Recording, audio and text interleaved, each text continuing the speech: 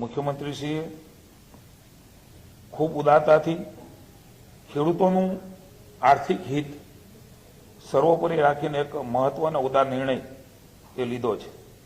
જે કિસાનના ખેતરમાંથી વીજ લાઈન પસાર થતી હોય, વીજ ટાવર ઊભો કરવાનો હોય, એના બદલે ખેડૂતોને આપવામાં આવતા વળતરમાં સરકારે વધારો જાહેર કરવાનો નિર્ણય લીધો છે.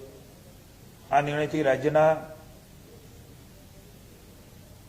ખેડૂતોને તેમની જમીનનું યોગ્ય અને બજાર આધારિત વળતર હવે મળશે. ખેડૂતોના ખેતરમાંથી પસાર થતી વીજ લાઈન માટે અત્યાર સુધી ખેતરમાં વીજ પોલ કે લાઈન નાખવા માટે ખેડૂતોને જંત્રીના બમણા લેખે વળતર ચૂકવવામાં આવતું હતું. કેટલીક વિસંગતતાઓ પણ ધ્યાનમાં આવી, કેટલીક લાગણીને ધ્યાનમાં રાખીને પણ રાજ્યમાં જિલ્લાઓ દ્વારા નિર્ણય થયો, ડીએલવીસીમાં નિર્ણય થયા. આ બધી જ બાબતોને ધ્યાનમાં રાખીને જે રજૂઆતો મળી એમાં માનનીય મુખ્યમંત્રીશ્રી ખૂબ સંવેદનાથી જ્યારથી પણ આ વિષય નીકળ્યો છે ત્યારથી અમને સૂચનાઓ આપી છે. તંત્રને કહ્યું છે ખુલ્લા મનથી ખેડૂતોનું હિત એ હંમેશા પ્રાથમિકતા ભારતીય જનતા પાર્ટીની રહી છે.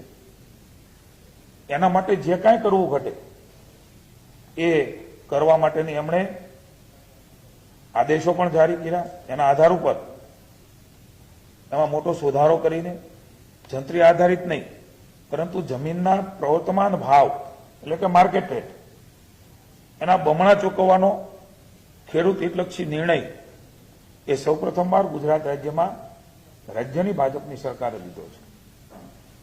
આ ઉપરાંત અત્યાર સુધી ખેતરમાં જે વીજ ટાવર એટલે કે બેઝ પાયા એ વાસ્તવિક માપ પ્રમાણે જ એનું વળતર મળતું હતું. એનાથી પણ આપ સૌને ખેડૂતો વિદિત છે.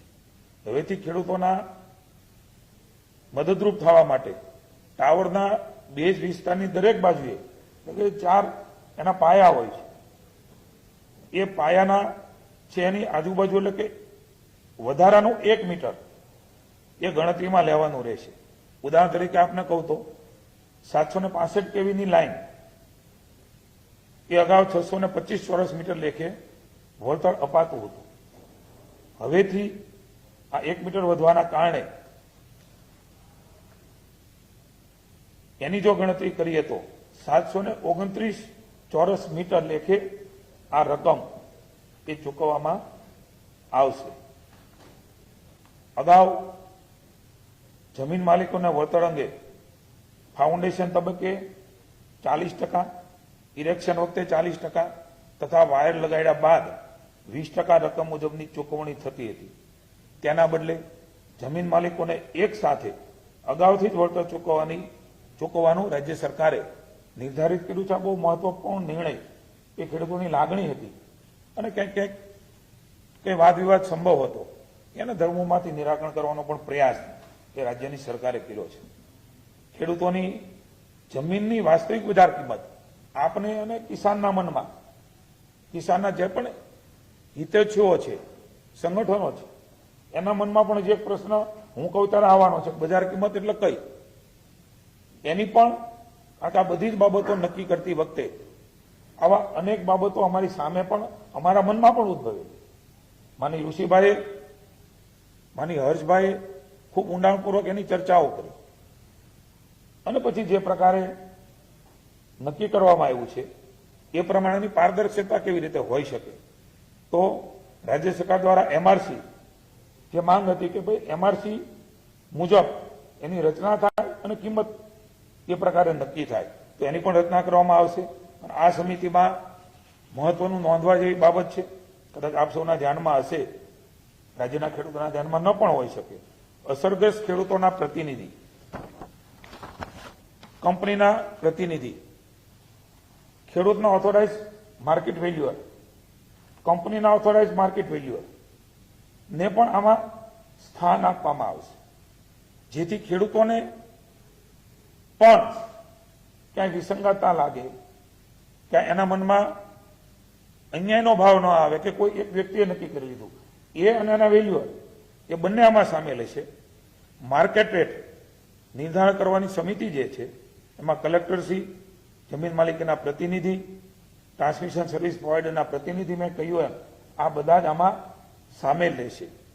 બીજી તરફ વીજ લાઇનના રાઇટ ઓફ વે કોરિડોર માટે એમઆરસી દ્વારા નિર્ધારિત થયેલ બજાર કિંમત, પુનઃ કહું છું, ડીએલવીસી નહીં, એમઆરસી દ્વારા, એટલે ખેડૂતો, કંપની અને કલેક્ટર વચ્ચે જે નક્કી થશે એ પ્રમાણે ગ્રામ્ય વિસ્તારની બજાર કિંમતના 30%, નગરપાલિકા વિસ્તારની કિંમતના 45% અને મહાનગરપાલિકા વિસ્તારની બજાર કિંમત, વાસ્તવિક બજાર કિંમત, હું એક ઉદાહરણ પણ આપને આપવા માંગીશ, જેનાથી ઘણી બધી ક્લેરિટી આપવાનો પ્રયાસ સરકાર દ્વારા કરી રહ્યા છે. 60% મહાનગરપાલિકાના વિસ્તારમાં વળતર આપવામાં આવે છે. એ ખૂબ મહત્વનો, ઘણી બધી સંશય, શંકા, કુશંકાઓ એક ઉદ્ભવતી હતી, એનું પણ નિરાકરણ આદરણીય ભૂપેન્દ્રભાઈ પટેલે એ અમને બધાને આપ્યું છે. આમાં ઉદારતા દાખવીને ખેડૂતોને અગાઉ જૂના ભાવ પ્રમાણે જેણે વળતર મેળવી લીધું છે, પરંતુ વીજ લાઇનનું કામ એ હજી પ્રગતિમાં છે, એટલે કે ચાલુ છે. એ વીજ લાઇનોમાં તમામ ખેડૂતોને આ નીતિનો લાભ એ મળવા પાત્ર રહેશે. એક ઉદાહરણ તરીકે, આ માત્ર એક ઉદાહરણ છે. એ ઉદાહરણ કોઈ અલગ અલગ રીતે પોતાની રીતે સેટ ન કરે, એટલે પુનઃ વાત કરું છું. રાજ્ય સરકાર ઉદાહરણ આપીને સમજાવવાનો પ્રયાસ કરે છે. દાખલા તરીકે મોરબીનું જેતપર ગામ, એના ડીએલવીસીના જે ભાવ છે એ ભાવ પ્રમાણે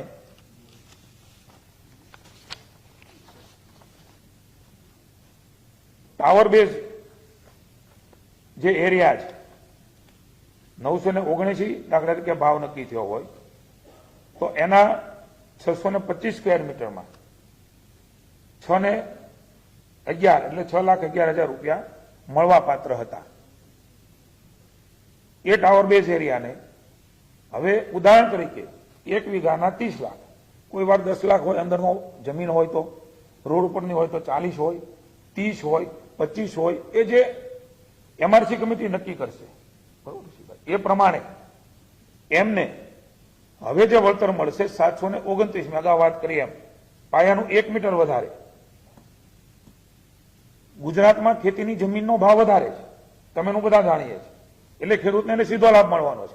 ભલે વેચાતી હશે કે નહીં વેચાતી હોય, કેટલીક જગ્યાએ એ ત્યાં ડેવલપમેન્ટ થવાનું હોય તો કદાચ એ પ્રકારનો ભાવ હોય, ન થવાનું હોય ત્યાં પણ ખેતીની જમીનની કિંમત એ લગભગ અન્ય રાજ્યની સરખામણીમાં લગભગ વધારે છે. આપણા રાજ્યમાં ખેતી પ્રત્યેનો ભાવ છે ત્યારે 6,11 મળતા હતા, એને 729 સ્ક્વેર મીટર પ્રમાણે 27 લાખ અને 2,000 ની રકમ એ એમને ટાવર એરિયામાં મળશે. આરઓડબલ્યુ કોરિડોર 100 મીટર લેન્થ અને 67 મીટર વિડ્થ, એમાં એને જે 25% લેખે રકમ મળતી હતી એ હું આપને ક્યાંય પણ ગેરસમજણ ન થાય એટલા માટે કહું છું. આ કોઠો પણ આપને આપીશું. 3.40 લાખ એ 25% લેખે આરઓડબલ્યુમાં મળતા હતા.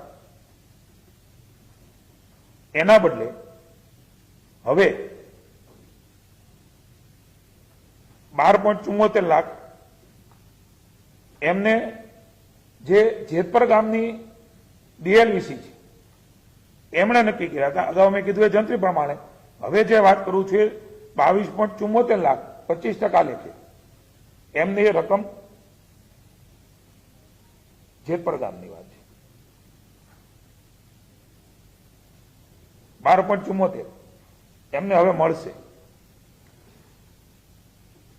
એ જૂના મળતા હતા, હવે જે રકમ એને મળશે એ 37.25 લાખ એટલે કે 30% લેખે. કોને એકવાર હું ઉદાહરણ કહું છું, અને કોઈ જગ્યાએ મારી વાતમાં સેટ ન થાય આપણે આની કોપી પણ આપીશું. ક્યાંક કોઈ શબ્દ રચનામાં ભૂલ હોય તો ક્ષમા ગણશો. એટલે હવે હું રકમનો સરવાળો કરું છું. ટાવર એરિયા અને આરો જે કોરિડોર છે આરઓડબલ્યુ એ બંનેનો 6,11 અને 12.74 જે જેતપર ગામમાં ડીએલવીસી નક્કી થઈ છે એમાં 18.85 એ ખેડૂતને મળવા પાત્ર હતા. હવે 1 વીઘા પ્રમાણે એમને 64.27 લાખ રૂપિયા, 18.85 ની સામે 64.27. આ પ્રકારની કેટલાય ગણી રકમ એ હવે આ પ્રકારે ખેડૂતને મળવા પાત્ર થશે. એક ઉદાહરણ સુરેન્દ્રનગરના કોંઢ ગામનું પણ આપને આપવા માંગુ છું. એટલા માટે વિવેકભાઈ કે આ બે ગામનો ઇસ્યુ હતો. મારી વિનંતી એ તમને આપી દઈશું લેખિતમાં.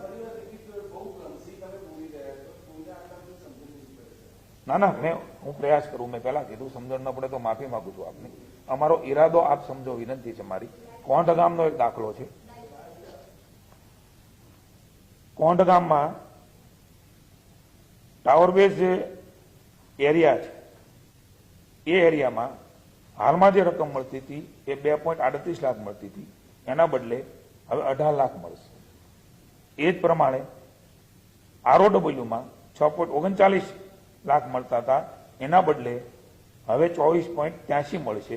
એટલે કે 9 લાખ મળતા હતા, એના 42 લાખ રૂપિયાની રકમ હું માનું છું કે હવે સ્પષ્ટતા એ આપના સુધી થઈ ગઈ છે. છતાં પણ હું જેતપરનું ઉદાહરણ આપું છું. 18.85 મળતા હતા, એમને હવે 64.27 લાખ રૂપિયાની રકમ એ એમને મળવાની છે.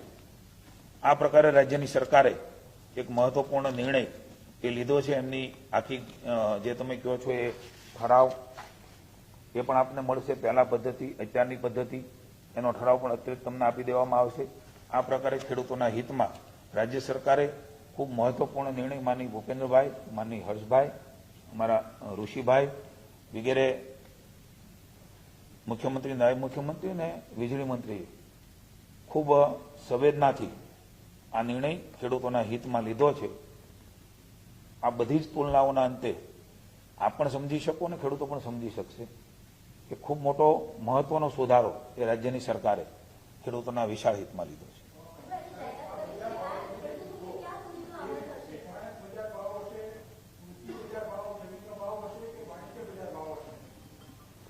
આ વિષયની અંદર ખેતી લાયક જમીન હોય અને ઇન્ડસ્ટ્રીયલ એરિયા ન હોય તો કોમર્શિયલ વિસ્તાર ના હોય અને કેવળ ખેતી જ થતી હોય તો એ ખેતી લાયક ભાવ નક્કી થશે.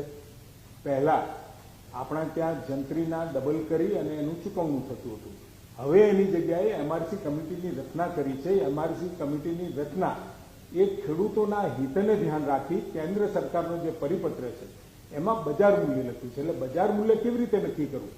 જંત્રીના ભાવે, DLVC દ્વારા, પરંતુ એ આખી મિકેનિઝમ છે. એ મિકેનિઝમ યોગ્ય અને યોગ્ય જમીનના બજાર મૂલ્ય મળી રહે એના માટે ખેડૂતના પ્રતિનિધિઓ પણ હશે, ખેડૂતના વેલ્યુઅર પણ હશે, કંપનીના હશે અને બંને વેલ્યુઅરોના જે વેલ્યુ આવે એટલે 20% કરતા જો વધારે ડિફરન્સ હોય તો એમાં કલેક્ટરે પણ પોતાના વેલ્યુઅર દ્વારા જે રકમ અને એની સરેરાશ કરી અને એની જમીનની કિંમત નક્કી કરવામાં આવશે. એટલે નહીં જંત્રી નહીં DLVC, હકીકતમાં સ્થળ ઉપર અને એ જગ્યા ઉપર એ ગામની અંદર શું માર્કેટ રેટ ચાલી રહ્યો છે, વાસ્તવિક બજાર મૂલ્ય નક્કી કરવાની વાત આપણે આમાં કરી રહ્યા છીએ. અને બજાર મૂલ્ય એટલા માટે કરીએ છીએ કે બજાર મૂલ્ય કરવાથી ઘણી વખત જંત્રીના ભાવ ઓછા હોય, DLVCની અંદર રેટ ઓછા આવે, એની જગ્યાએ આ MRC કમિટી ખેડૂતોને વચ્ચે સાથે રાખી એ બજાર મૂલ્ય નક્કી કરશે.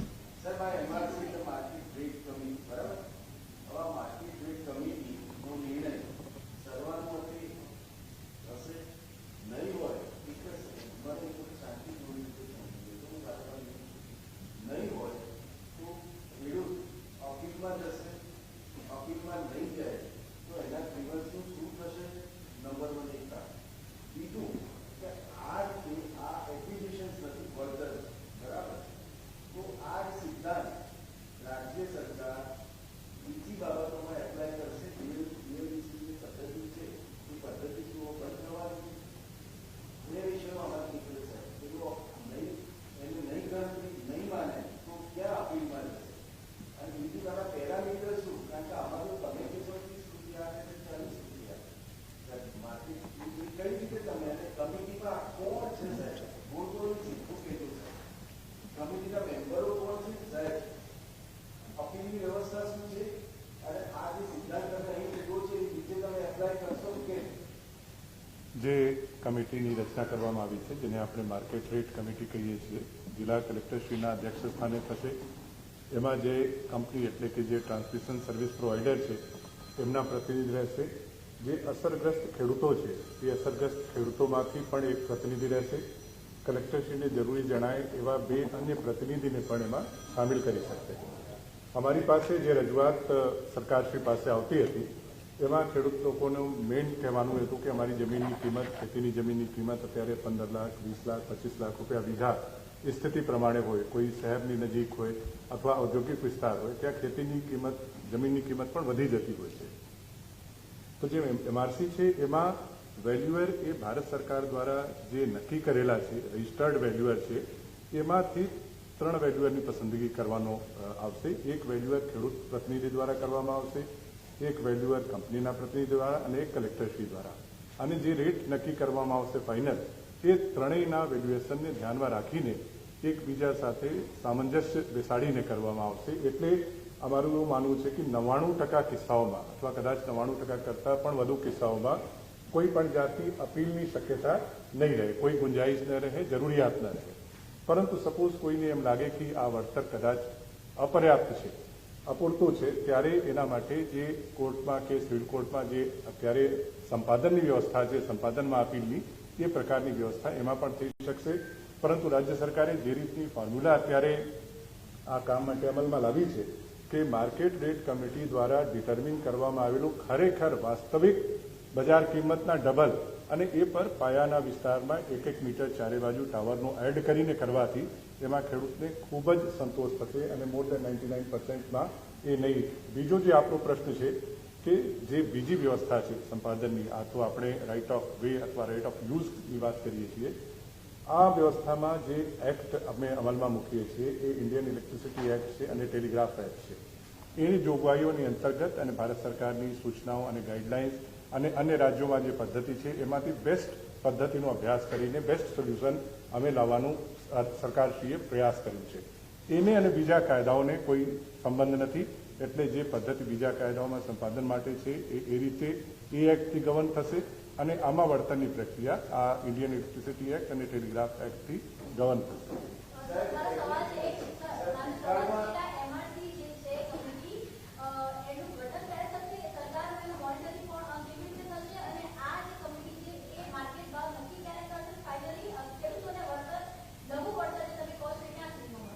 જે માનનીય મંત્રીશ્રીએ વાત કરી છે કે ખૂબ જ ટૂંક સમયમાં, ટૂંકા ગાળામાં એ કમિટીની રચના કરવામાં આવશે. જિલ્લા કક્ષાની કમિટી છે, જિલ્લા કલેક્ટરશ્રીના અધ્યક્ષ સ્થાને છે. તેમાં ખેડૂતના પ્રતિનિધિ પણ રહેશે અને કંપનીના પ્રતિનિધિ પણ રહેશે. અને જેમ સરકારશ્રીએ ખૂબ જ ઉદારતાપૂર્વક એક નક્કી કર્યું છે કે લાઇનનું કામ પ્રગતિમાં હોય એ કામોમાં પણ વળતરની સુધારેલી રકમ ખેડૂતને ચૂકવવામાં આવશે.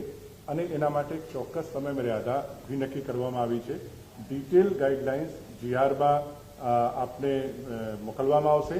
પરંતુ હું આપને એટલો ભરોસો સરકારના પ્રતિનિધિ તરીકે અપાવી શકું છું કે એ ખેડૂતના હિતમાં અને ખેડૂતને ખૂબ જ આનંદ આપે એવી રીતે એકદમ ચોક્કસ સમય મર્યાદાની અંદર બધું કામ થાય.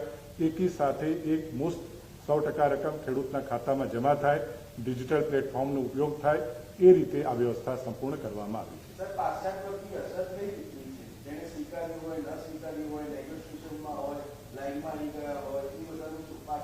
જે અમારા પ્રોજેક્ટ અત્યારે અમલમાં છે, એટલે કે સંપાદનની પ્રક્રિયા ચાલી રહી હોય અત્યારે વીજળીના, એમાં પહેલાં તો આપને ખ્યાલ હશે કે પાયો એટલે કે ટાવર નક્કી કરવામાં આવે છે, પછી એના ઉપર થાંભલો નખાય છે, પછી એમાં તાર ખેંચવામાં આવે છે જેને સ્ટ્રિંગિંગ કહીએ છીએ. એટલે આ બધી પ્રક્રિયા કરતાં એ પ્રોજેક્ટ પૂર્ણ થાય છે. પછી એને ગ્રીડ સાથે કનેક્ટ કરીને ચાર્જ એટલે કે એક્ટિવેટ કરવામાં આવે છે. તો જે પ્રોજેક્ટ કમ્પ્લીટ ન થયા હોય, ફિઝિકલી સંપૂર્ણ રીતે પૂર્ણ ન થયા હોય એવા તમામ પ્રોજેક્ટને આ નવી યોજના હેઠળ આવરી લેવામાં આવશે. એ બાબતમાં પણ સરકાર વિચારણા કરીને ડિટેલ ગાઈડલાઈન આપને GRના માધ્યમથી મોકલવામાં આવશે. Thank you.